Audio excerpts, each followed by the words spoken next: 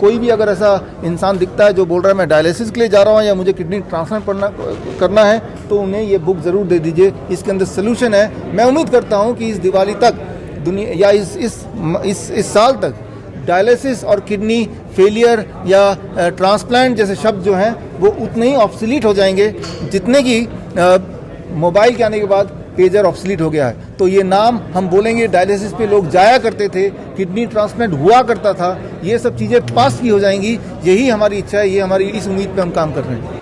अगर आप डॉक्टर के पास जाते हैं और डॉक्टर बोलता है कि आपको डायलिसिस के लिए जाना पड़ेगा, जैसे ही वो बोले तो आपको क्या करना है? आपको ईंट उठा लेना है।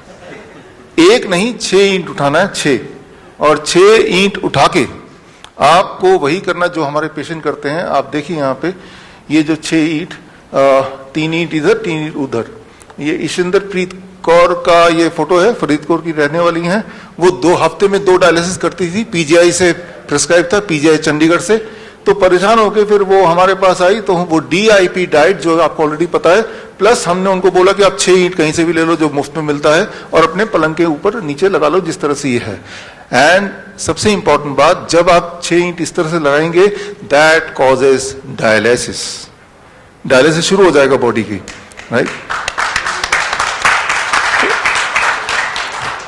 आप में से जो लोग ऑनलाइन मुझे देख रहे हैं, जो लोग अभी यहाँ पे प्रेजेंट है, उनको तो बुक की कॉपी मिली जाएगी। जो लोग ऑनलाइन देख रहे हैं, तो ऑनलाइन आप यहाँ पे bishrup.com/360 डिग्री में जाएंगे तो ये बुक की हिंदी इंग्लिश की कॉपी आपको ई बुक मिल जाएगा।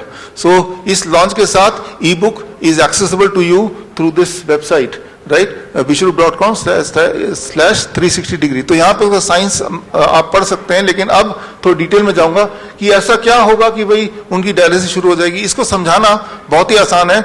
याद कीजिए, आज से करीब 20 साल पहले, 30 साल पहले, जो लोग हमारी उम्र के हैं, मेरी उम्र करीब 50 साल है, अगले कुछ साल में हो जाएगी। तो जो हमारे उम्र के लोग हैं उनको याद होगा बजाज चेतक हुआ करता था, और जब पेट्रोल खत्म हो जाता था तो हम क्या करते थे, उसको थोड़ा टिल्ट कर लेते थे। ये जो टिल्ट आप देख रहे हैं, ये टिल्ट हुआ तो वो फिर चलने लगता था। वो क्या हुआ? That is the force of gravity. जो बचा खुचा पेट्रोल किसी कोने में पड़ा था उस पेट्रोल टैंक के, वो बचा खुचा पेट्रोल आपने जब उसको हिलाया, वो सीधे वो इंजन में गया और उसको एक्सेस कर पाए आप। एंड इसमें आपने लॉ ऑफ ग्रेविटी यूज किया, ग्रेविटी है तो वो वहां गया और उससे आपने कम से कम अपने नेक्स्ट पेट्रोल पंप तक तो पहुंच ही गए। So that is called the science of postural medicine.